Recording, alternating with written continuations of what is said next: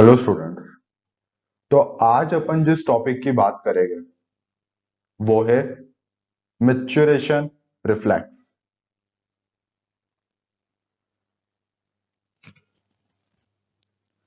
तो सबसे पहले इसमें बात करते हैं इनर्वेशन ऑफ ब्लैडर। तो देखो, ब्लैडर में सबसे पहले किस चीज का इनर्वेशन होता है वो है पैरासिम्पथेटिक फाइबर। सबसे पहले बात कर रहे हैं अपन पैरासिम्पथेटिक फाइबर्स की। वो किसके थ्रू होता है? Through pelvic nerve. Parasympathetic fibre क्या है? फैसिलिटेटर, यानी ये फैसिलिटेट करते हैं मैच्योरेशन को, इनहिबिट नहीं करते, ये फैसिलिटेट। तो कोई पूछ ले आपसे कि बताओ, जब मैच्योरेशन होता है ये किस वजह से होता है, पैरासिम्पथेटिक या सिंपथेटिक? तो ये हमेशा होता है पैरासिम्पथेटिक की वजह से। जो रूट वैल्यू है वो है S2 S3 एंड S4। जिस पेल्विक नर्व जो पैरासिम्पथेटिक फाइबर्स है इनकी जो रूट वैल्यू है वो है S2 S3 S4। Parasympathetic fibres का फंक्शन क्या है? सबसे पहला कि ये यूरिनरी ब्लैडर को कॉन्ट्रैक्ट करते हैं, और दूसरा कि जो इंटरनल स्पिंचर है उसे रिलैक्स करते हैं। तो इस तरह से ये मैच्योरेशन कॉज करवाते हैं। सिंपैथेटिक फाइबर्स की अब बात करते हैं। Sympathetic fibres through hypogastric now की रूट वैल्यू क्या है? L1 L2 L3। इनका मैच्योरेशन में कोई ज्यादा रोल है नहीं।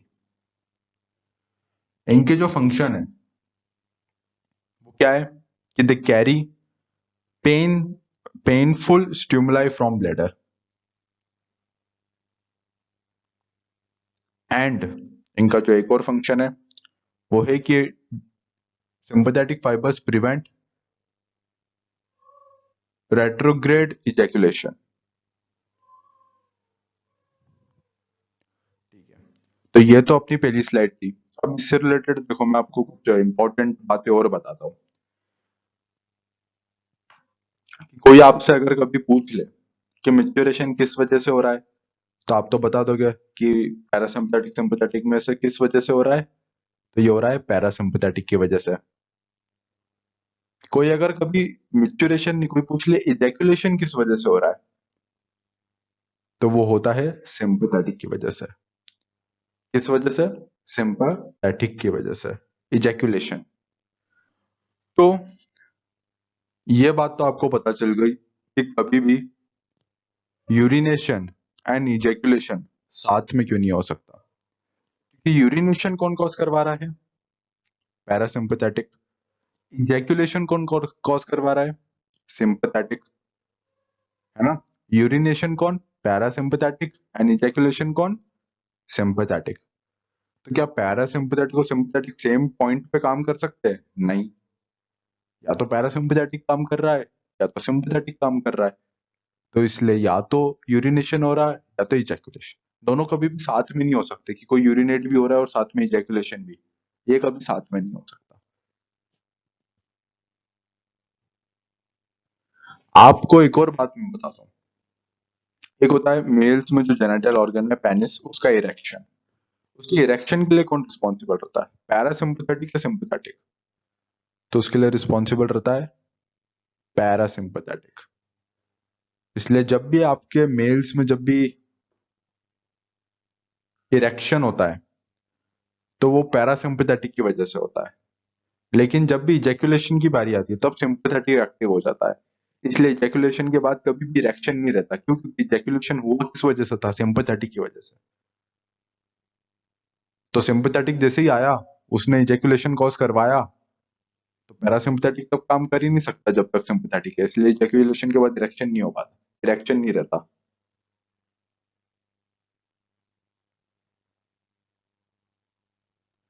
ऑलराइट, यहाँ पे मैंने एक आपको चीज बताई थी, सिंपैथेटिक का फंक्शन, कि इट प्रिवेंट रेट्रोग्रेड इजैकुलेशन।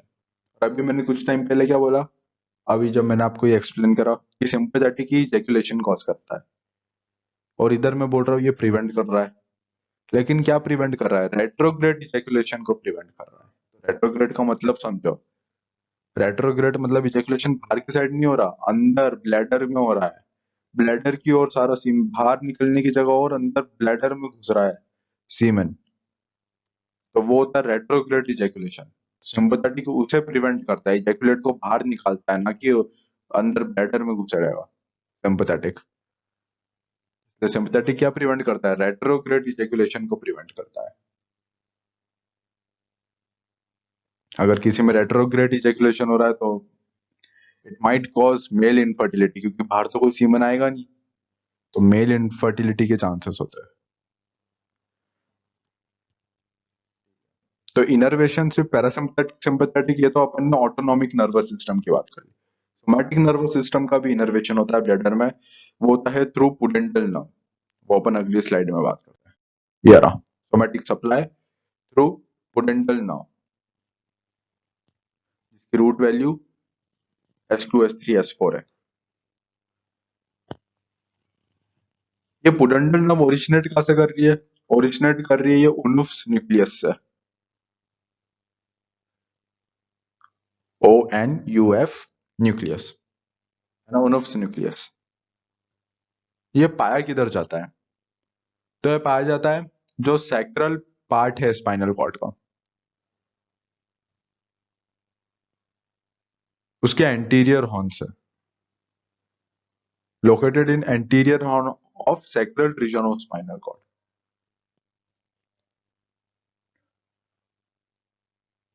वहां पे है ये ओनुफ्स न्यूक्लियस। अब इस पुडेंडल नर्व, जो सोमैटिक सप्लाई, इसका फंक्शन क्या है? ऑब्वियसली क्योंकि ये सोमैटिक है तो it will be under our control.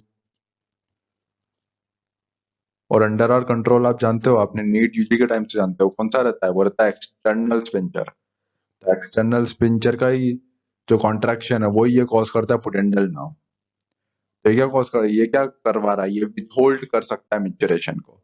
Bye contraction of external sphincter we can withhold our micturition. ये काम कौन कर रहा है? Pudendal nerve. तो इसलिए क्या है? Voluntary control of bladder. बाकी के पहले जो पैरासिम्पथेटिक अपन ने पढ़ा, सिंपथेटिक पढ़ा, पैरासिम्पथेटिक सिंपथेटिक, ये both come under autonomous nervous system. They both are involuntary, but this is our voluntary control of maturation.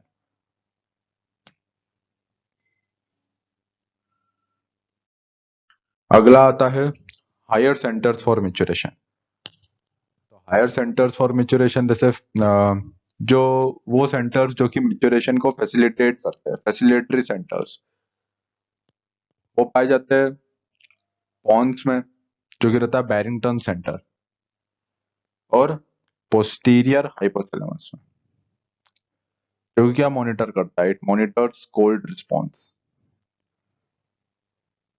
Inhibitory centre किधर होता है? मिड ब्रेन में। अभी कॉर्टिकल कंट्रोल क्या होता है? ये कंट्रोल होता है which is under our voluntary control. Cortical control में भी क्या? Paracentral lobule which is supplied by anterior cerebral artery. अगर पैरासेंट्रल लोब्यूल में कोई लीजन हो जाए तो यूरिनरी एंड कॉन्टिनेंस हो जाएगा, मतलब यूरिन अपने वॉलेंट्री कंट्रोल में नहीं रहेगी। होता क्या है, जो कॉर्टिकल कंट्रोल है, जो पैरासेंट्रल लोब्यूल है, जो छोटे छोटे बच्चे होते हैं, है ना, 1-2 साल के जो बच्चे होते हैं, इनमें क्या होता है, अभी तक ये जो सेंटर है ना, ये अच्छे से डेवलप नहीं होता। ये जो वॉलंटरी कंट्रोल वाला सेंटर जिसकी अभी अभी बात कर रहे हैं, पैरासेंट्रल लोब्यूल, ये अच्छे से डेवलप नहीं होता। तो इसलिए इन छोटे छोटे बच्चों में मिच्योरेशन, जो वॉलंटरी कंट्रोल रहता है मिच्योरेशन का, वो नहीं हो पाता, क्योंकि सेंटर अच्छे से डेवलप नहीं है। इसलिए कब यूरिनेट कर लेता है, इनके ही होश में नहीं रहता इनका यूरिनेशन, ये कंट्रोल नहीं कर पाते अपना मिच्योरेशन, जो एकदम छोटे छोटे बच्चे रहते हैं, है ना। यूरिनरी इनकॉन्टिनेंस का मतलब क्या होता है? अगर उधर लीजन हो जाए पैरासेंट्रल लोब्यूल में, तो यूरिनरी इनकॉन्टिनेंस मतलब इंटेंस लाफ्टर पे या फिर स्नीजिंग में, ऐसे कामों में क्या होगा? There will be slight expulsion of urine, क्योंकि अपने कंट्रोल में नहीं बचा ना अब लीजन की वजह से। तो कभी भी अपन एकदम इंटेंस हंसने लग गए या फिर स्नीजिंग के टाइम पे, कफिंग के टाइम पे, there will be slight expulsion of urine.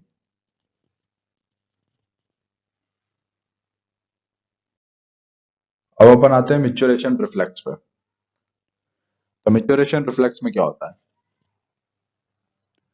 Bladder जो रहता है उसकी फिलिंग होती है ना, यूरिन उसमें कलेक्ट हो रहा है, जिसके कारण क्या होता है, ब्लैडर स्ट्रेच करता है। तो ये जो इंफॉर्मेशन है ब्लैडर की स्ट्रेच होने की वजह से, जो रिसेप्टर्स रहते हैं वो उसे डिटेक्ट करते हैं, और थ्रू सेंसरी एफरेंट्स ये इंफॉर्मेशन जाती है स्पाइनल कॉर्ड के सैक्रम पार्ट में। वहां से पैरासिम्पैथेटिक आता है। पैरासिम्पैथेटिक फाइबर्स वो ब्लैडर को दबाते हैं, कंस्ट्रक्ट करते हैं ब्लैडर को, और इंटरनल स्पिंजर को रिलैक्स करते हैं,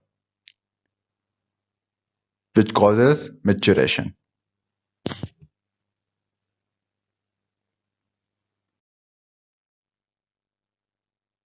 फिर आता है सिस्टोमेट्रोग्राम। ये क्या है? तो ब्लैडर में जो भी प्रेशर वॉल्यूम चेंजेस हो रहे हैं, है ना, उसकी स्टडी अपन कर सकते हैं वाया सिस्टोमेट्रोग्राम। डेफिनेशन देखो, pressure volume changes at the level of bladder can be studied by cystometrogram. अब इस सिस्टोमेट्रोग्राम के भी तीन सेगमेंट है। तीन सेगमेंट कौन से? पहला कौन सा है? 1A, दूसरा 1B, तीसरा 2। तो तीन सेगमेंट कौन कौन से? पहला सेगमेंट 1A, दूसरा सेगमेंट 1B, तीसरा सेगमेंट 2। तो देखो 1A में ग्राफ में देखो, ये जो ग्राफ है ना, ये वाला पार्ट क्या है? ये 1B वाला पार्ट है, ये 1A है, और ये है 2, है ना। तो 1A में देखो, जैसे जैसे ब्लैडर फील हो रहा है धीरे धीरे प्रेशर राइज हो रहा है। लेकिन आप 2B वाले सेगमेंट में देखो, इसमें जैसे जैसे वॉल्यूम बढ़ रहा है, प्रेशर में कोई ऐसा राइज आ नहीं रहा। There is almost, you can see there is a straight line. तो प्रेशर में कोई राइज आ नहीं रहा, जबकि वॉल्यूम तो बढ़े जा रहा है ब्लैडर में यूरिन का। तो इसका रीजन क्या है? तो इसका रीजन है लाप्लास लॉ, जो कि इधर दे रखा है। देखो लाप्लास लॉ, क्योंकि इसको ही मैं इधर अच्छे से लिख रहा हूं। लाप्लास लॉ क्या बोलता है? Tension is equal to pressure into radius. क्योंकि ब्लैडर में यूरिन बढ़ते जा रहा है, इसलिए टेंशन बढ़ते जा रही है ब्लैडर में, और जिसकी वजह से ब्लैडर का डिस्टेंशन भी हो रहा है, तो उसकी रेडियस भी बढ़ रही है। तो टेंशन और रेडियस दोनों बढ़ रही है, तो प्रेशर क्या रहेगा? कांस्टेंट। तो इसी वजह से जो प्रेशर है वो क्या है? वो बढ़ नहीं रहा। It is almost a straight line. Pressure कैसा है? कांस्टेंट रह रहा है। लेकिन जो थर्ड सेगमेंट है इस ग्राफ का, वो क्या है? वो है सेकंड, है ना। पहला सेगमेंट क्या था? 1 है, दूसरा सेगमेंट सेकंड है, तीसरा सेगमेंट सेकंड। तो उस पार्ट में क्या हो रहा है? There is sharp rise in pressure which leads to micturition. जो फर्स्ट अर्थ टू वॉइड मैंने लिखा है, वो लिखा है एट 150 ml। वॉइडिंग का मतलब क्या होता है? To urinate. तो the first urge to urinate कब होता है? At 150 ml level. और मार्क्ड सेंस ऑफ फुलनेस कब होती है? Eight 400 ml level. ऑलराइट, तो यहाँ पे ही खत्म होता है अपना मैच्योरेशन रिफ्लेक्स।